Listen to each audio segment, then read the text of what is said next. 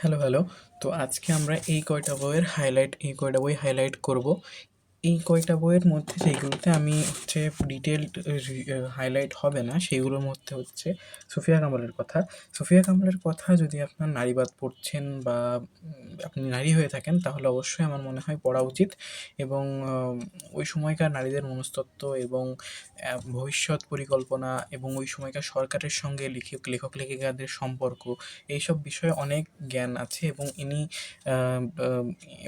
সুফিয়া কামাল যে কতটা সুফিয়া কামালের ইনফ্লুয়েন্স যে কতটা মানুষের উপর আছে, সেটাও বোঝা যায়। ওই সময়কার কতটা যে নারীরা পিছিয়ে ছিল সেটাও বুঝতে সাহায্য করবে। এবং অনেক জ্ঞান পাবেন আপনার এর মাধ্যমে। ঠিক আছে?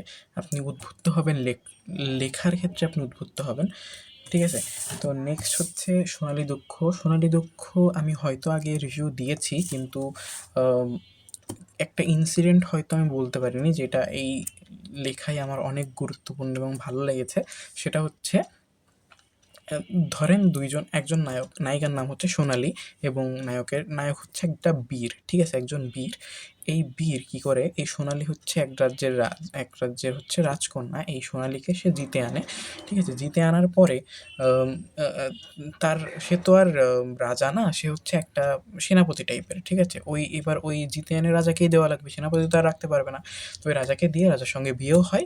কিন্তু আম এই সোনালী যেহেতু ওই বীর সোনালীকে জিতেছে, সোনালী তার প্রতি একটা ভালোবাসা জাগে, এবং ওই বীরেরও তার প্রতি একটা ভালোবাসা জাগে। প্রথম থেকেই জেগেছিল। আরও অনেক ডিটেইলস জিনিসপত্র আছে যেগুলো আমি মিস করে যাচ্ছি।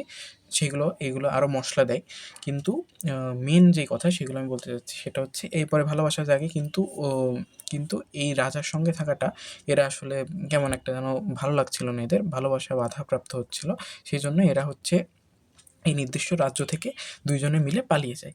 পালিয়ে গিয়ে একটা জঙ্গলে অবস্থান করে। এই জঙ্গলে অবস্থান করাকালীন তাদের মধ্যে সম্পর্ক তৈরি হয়, এবং এই আ তার আম কিন্তু তাদের মধ্যে একটা গিল্ট কাজ করে যে আমরা রাজাকে, এতে তো রাজার কোনো দোষ ছিল না, তাই না? রাজার কোনো দোষ ছিল না। এদিক ওদিক থেকে অনেক নিউজ আসছিল। একজন ঋষিমুনি এসেছে, সেও বলেছে যে তুমি রানীকে রাজার কাছে ফেরত দিয়ে আসো। এই অনেক জিনিসপত্র বলার কারণে তারা গিল্টে পড়ে রানীকে দিয়ে আসে। এবং রাজাও সাদরে গ্রহণ করে। রাজার কোনো সমস্যা ছিল না। কিন্তু প্রজা এবং দরবারে যেসব লোকজন আছে, তাদের তাদের স একটাই সন্দেহ, যে রানীর সতীত্ব নেই। তার সতীত্ব পরীক্ষা দেওয়া উচিত। আ কিন্তু রাজা বলছে, "না, তোমার এটা দেওয়ার কোনো প্রয়োজন নেই। আমি ঠিক আছি।" কিন্তু রানী বলে, "না রাজামশাই, আমি এই পরীক্ষা দেব।" ঠিক আছে? এখন এই পরীক্ষা তো দেবে, কিন্তু আসলে তো রানীর সতীত্ব নষ্ট হয়ে গেছে। এখন আম এই সতীত্ব পরীক্ষার একটা উপায় হচ্ছে, একটা নিয়ম হচ্ছে, আপনি হচ্ছে ঝরনা, এই ২ টো রাজ্য মিলন, একটা ঝরনা দিয়ে ২ টো রাজ্য ডিভাইড হয়ে একটা ঝরনা দিয়ে, ওই ঝরনার ওই জায়গায় একটা লোহা গরম হবে। একটা ঝরনার উপরে যেয়ে একটা লোহা গরম হবে। ওই গরম লোহাতে হাত দিতে হবে। যদি হাত পোড়ে, তাহলে আপনি সতীত্ব আপনার নেই। আর যদি হাত না পোড়ে, তাহলে আপনি সতী। এখন আম এটা যেহেতু এটা কাল্পনিক কাহিনী, সেই হিসাবে ওই রানী এবার ওইদিন রাত্রে, যেদিন সতীত্ব পরীক্ষা হবে তার আগের দিন রাত্রে আ স উম আ কবুতরের কাছে খবর পাঠায় যে, আম এই বীরের নামটা মনে পড়ছে না আমার। ওকে ডাক পাঠায় যে, "তুমি কালকে আসবা।" ঠিক আছে? "তুমি কালকে আসবা।" তো ও যথারীতি আ এবার রানীকে নিয়ে যাওয়া হয়েছে। পালকিতে করে নিয়ে যাচ্ছে। কিন্তু নদীর ওখানে কি, নদীর ওই পাশে একটু কাদা। তো কাদা হলে কি হবে? একজন শক্তিশালী ব্যক্তি লাগবে। অনেক প্রজারা এসেছে, এদিক ওইদিককার গ্রামের থেকে লোকজন এসেছে। এবার একজন লাগবে যে হচ্ছে রানীকে তুলে ওই জায়গায় অবস্থান করাতে পারবে। তো ওইদিকে তো কেউ নেই রাজার পক্ষের লোকজন। তো একজনকে বলা হলো যে, "এই তোমাদের মধ্যে কে পারবে?" এইবার একজন ভিখারি টাইপের একজন লোক, সে বলল, "আমি পারবো রাজামশাই, আমি পেরে দেবো।" বলছে, "আচ্ছা পারো, তাহলে তোমাকে বকশিশ দেওয়া হবে।" ঠিক আছে? এইবার রানীকে যখন সে তুলতে গিয়ে সে পড়ে গেছে।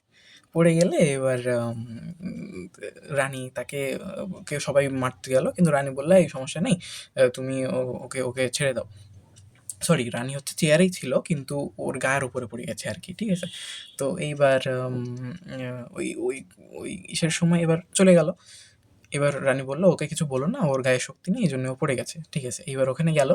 ওখানে গিয়ে এরা যখন লোহা ছুঁতে হবে তার আগে একটা শপথ করল যে, "রাজামশাই এবং সবাইকে সাক্ষী রেখে আমি এটা বলছি যে আমি শুধুমাত্র রাজামশাই ছাড়া আর এই যে এই লোকটার কেবলটা যার সঙ্গে আমি আঘাতপ্রাপ্ত হলাম তার সঙ্গে ছাড়া আর কোনোদিন কারোর সঙ্গে আমার সম্পর্ক তৈরি হয়নি।"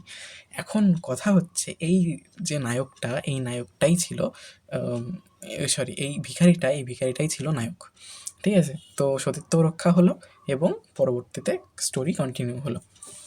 এইবার এটা হচ্ছে সোনালী দুঃখ গেল। এরপর হচ্ছে ক ছড়া বার্তা। ছড়া বার্তা একজন আমাকে দিয়েছিল। এই ছড়া বার্তায় অনেক ভালো, ভালো কবিতা আছে। আমি যেহেতু ছন্দপ্রিয় ছন্দ ছন্দওয়ালা কবিতা পছন্দ করি, ছন্দ কবিতা আছে। এই বর্ষা কবিতাটা খুবই ভালো। বর্ষা রিলেটেড কবিতা আমার খুবই ভালো লাগে।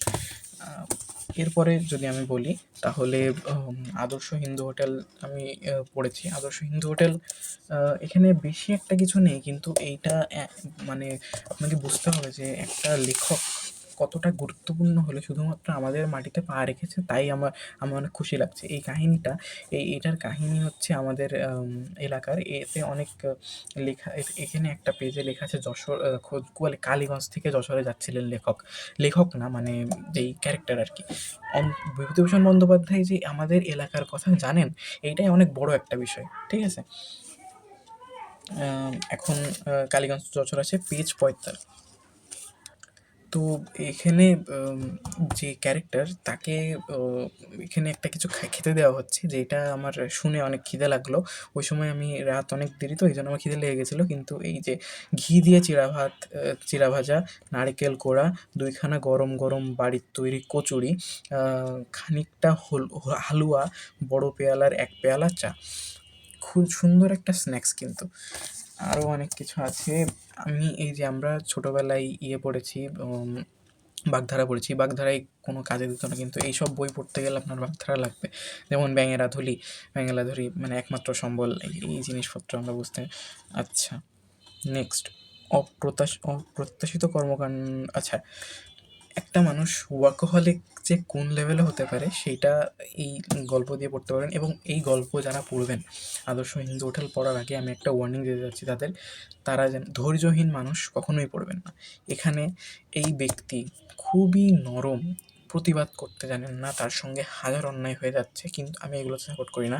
অন্যায় হয়ে গেলে প্রতিবাদ করা উচিত। বরং আরেকজন নারীকে এনে তোমার সঙ্গে চরিত্রহীনের একটা ট্যাগ দেওয়ার চেষ্টা করা হচ্ছে, সেই ক্ষেত্রে আপনার প্রতিবাদ করা উচিতই উচিত। ঠিক আছে? এখানে সেটাও করেনি লেখক, কিন্তু পরবর্তীতে সব কিছুই ঠিক হয়ে গেছে।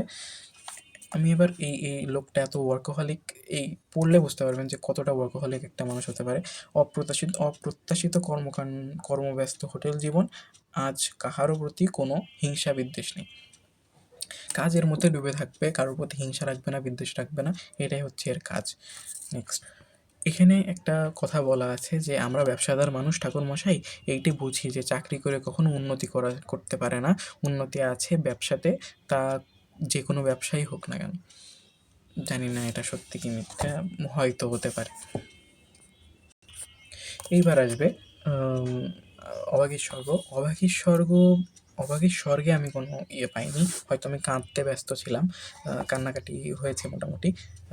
কিন্তু এই অভাগীর স্বর্গেই ৪টা গল্প আরও আছে। এই ৪টা গল্পের একটা গল্প হচ্ছে পথনির্দেশ। পথনির্দেশের কিছু, কিছু জিনিস আমি হাইলাইট করতে চাই। সেটা হচ্ছে হেম নামে একজন ব্যক্তি আছে। হেম বলিল, "আচ্ছা, আমি যে পথে চলছি সে কি ঠিক পথ?" মানুষের জিজ্ঞাসা জাগে। এই ক্ষেত্রে তার উত্তর হচ্ছে, "কী করে বলবো ভাই, সে কথা তুমিই জানো। যদি আনন্দ পাও, শান্তি পাও, নিশ্চয়ই তা ঠিক পথ।" এইটাই জীবনের অর্থ। আপনি আপনার যে পথে আগাচ্ছেন, আপনি যদি সেই পথটা ঠিক হয়ে থাকে তাহলে অবশ্যই এইটা ঠিক পথ, এবং মানুষকে কষ্ট না দিয়ে যদি আগানো যায় তাহলে এটাই ঠিক পথ। নেক্সট হচ্ছে ২৯ পৃষ্ঠা। ২৯ পৃষ্ঠায় এই লাইনগুলো আমি পড়বো, চুপচাপ শুনুন, দেখুন কতটা সুন্দর লেখক লিখতে পারে। হেম মুখ লুকাইয়া কাঁদিয়া বলিল, "কিন্তু এই কি তোমার শেষ আদেশ? এই কি শেষ? এ কি আমি সহ্য করতে পারবো?" গুণী বলিল, "পারবে, যখন বুঝবে সংসারে ভালোবাসাকে মহামান্বিত করার জন্য বিচ্ছেদ শুধু তোমার জন্যই অতুল ঐশ্বর্যশালিনী দ্বারে এসে চিরদিন হাত পেতেছে, সে অল্পপ্রাণ ক্ষুদ্র প্রেমের কুঠুরি অবজ্ঞায় যায়নি, তখনই সহ্য করতে পারবে, যখন জানবে অতৃপ্ত বাসনায় মহৎ প্রেমের প্রাণ, এর দ্বারাই সে অমরত্ব লাভ করে যুগে যুগে কত কাব্য, কত মধু, কত অমূল্য অশ্রু সঞ্চিত করে রেখে যায়, যখন নিঃসংশয় উপলব্ধি হবে কেন রাধার শতবর্ষব্যাপী বিরহ, বৈষ্ণবের প্রাণ কেন এই প্রেম মিলনের অভাবেই সুসম্পূর্ণ, ব্যথাতেই মধুর, তখনই সইতে পারবে হেম। এটাই লাইন। নেক্সট আরও একটা জিনিস আছে, সেটা হচ্ছে ঝাড়া বৃষ্টি ঝাড়া বৃষ্টির একটা সুবিধা আছে, তাহাতে আকাশ নির্মল হয়, কিন্তু টিপটিপ বৃষ্টিতে মেঘ কাটে না, শুধু পায়ের নিচে কাদা এবং চতুর্দিকে নিরানন্দ ভাব বাড়ি ওঠে। এটা জাস্ট একটা মেটাফোর মেন যেই সিচুয়েশনটা তাহলে বুঝতে হবে। পথনির্দেশ মোটামুটি একটা ভালো কবিতা, কিন্তু ভালো লেখা, সরি, ভালো লেখা, কিন্তু একটা সমস্যা আছে, আপনাদের এই নারী চরিত্রগুলো এতটা মানে পুরুষতন্ত্রে এতটা বাঁধিয়ে রেখেছে এদেরকে, যে এরা বাইরে চিন্তাই করতে জানে না। আগেকার মানুষ যে কতটা ন্যারো মাইন্ডেড ছিল সেটা আপনি এই সব গল্প দেখে পড়তে পারবেন। নেক্সট হচ্ছে এই গল্পের অভাগী স্বর্গেই একটা ইয়ে আছে, সেটা হচ্ছে মামলার ফল গল্প। মামলার ফল গল্পে আপনি বুঝতে পারবেন যে গ্রাম কতটা টক্সিকও হতে পারে। গ্রাম আপনারা শুধুমাত্র যে প্রকৃতি সুন্দর কি ভালো ভালো এইসব দেখলে হবে না, গ্রামের পলিটিক্সগুলো আরও অনেক খারাপ। ঠিক আছে, গ্রামের আগুন ধরিয়ে দেয়, অনেক জিনিসপত্র আছে, মারকাট এগুলো আছে। ঠিক আছে, আর ওখানে কোনো আইনও নেই, ওখানে জাস্ট ওই পঞ্চায়েত বসে ওইসব ফালতু, খুবই বাজে। ঠিক আছে, কিন্তু গ্রাম সুন্দর, প্রকৃতির জায়গা থেকে অনেক সুন্দর, 2-3 দিন থাকার জন্য ঠিক আছে, কিন্তু গ্রামে পারফেক্টলি সবসময় থাকার জন্য আপনি শহরের মানুষ হয়ে থাকতে পারবেন না, এটাই সত্য। নেক্সট হচ্ছে সুখের কাছে বুদ্ধদেব গুহ। সুখের কাছে বুদ্ধদেব গুহ, এই গল্প আপনার পড়াই উচিত। মানুষ মনে করতে পারে এটা একটা চটি গল্প হতে পারে, কিন্তু এই সব চটি দিয়ে এইসব ডিফাইন করা উচিত না, কারণ লেখক যেই লেভেলে প্রকৃতিকে ব্যাখ্যা করেছে, অসাধারণ অসাধারণ অসাধারণ।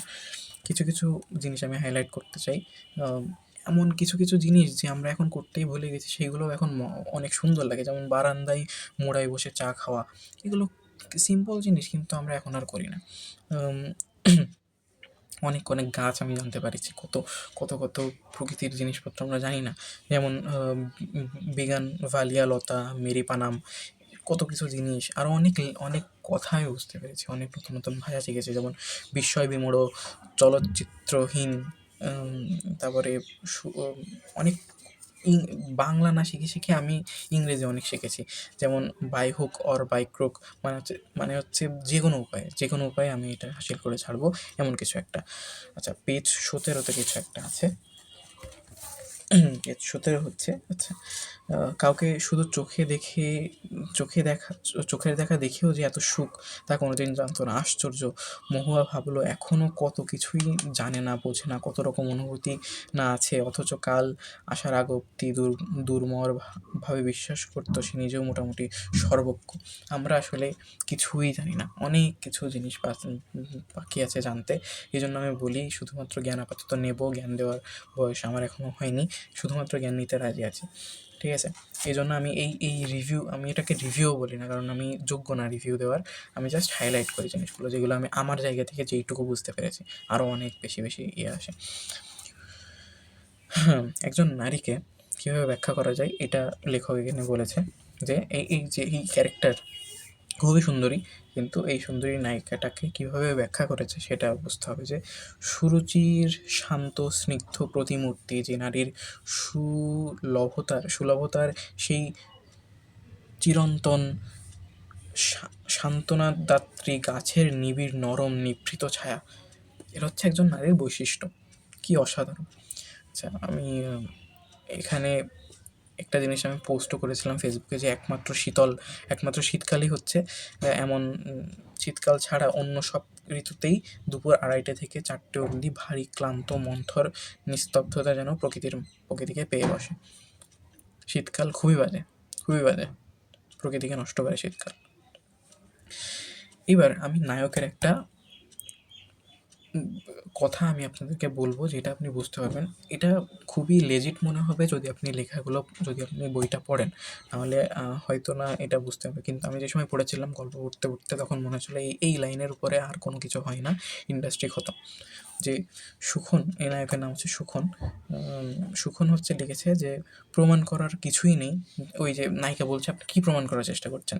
এবার সুখন বলে যে প্রমাণ করার কিছুই নেই, জ্যামিতিক অঙ্ক মেলানোর দিন চলে গেছে। বলতে পারেন এখন যা কিছুই করি সবটাই কিছু অপ্রমাণ করার জন্য। তারপরে এই নায়ক হচ্ছে আমরা খাই তো খেতে হয় বলে। আচ্ছা, গাড়ির শক অ্যাবজর্বারের মতো আমার মনটাও একটা যন্ত্র হয়ে গেছিল। ব্যবধান শুধু ভূমির নয়, অন্য কিছুই। পুরো গল্প পড়বেন ভাই প্লিজ, এটা ভালো গল্প। পেজ 33-34, পেজ 33-34 অনেক ভালো জিনিস আছে, আপনারা পড়ে দেখতে পারেন। প্রকৃতির বুকে গিয়ে পড়তে, আচ্ছা